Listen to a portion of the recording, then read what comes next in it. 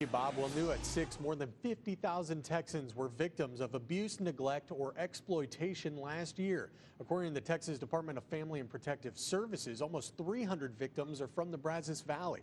This month, they are putting a spotlight on financial exploitation of the elderly or disabled.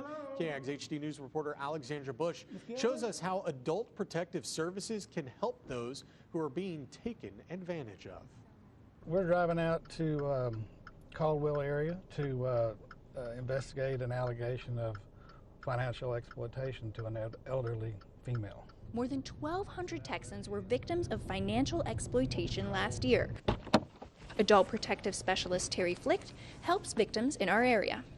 Well, when you're old and elderly, you don't have a lot of times, or you get very vulnerable, and you don't follow your money maybe like you used to. Adult Protective Services says the person exploiting an elderly or disabled person is usually someone they know.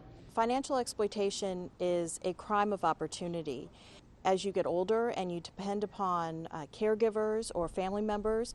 Some people know they're being financially exploited but are too embarrassed to say something. Others check their mail, see their bank statement, and realize they're missing money.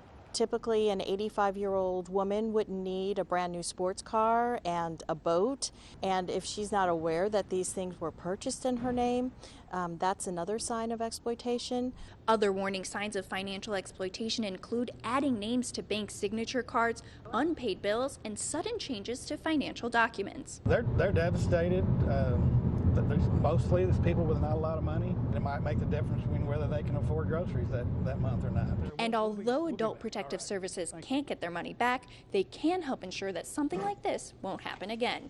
In Caldwell, Alexandra Bush, KAGS HD News. If you or anyone you know is a victim of financial exploitation, the Texas Department of Family and Protective Services recommends you call your financial provider, change your information, contact local law enforcement, and call the Texas Abuse Hotline.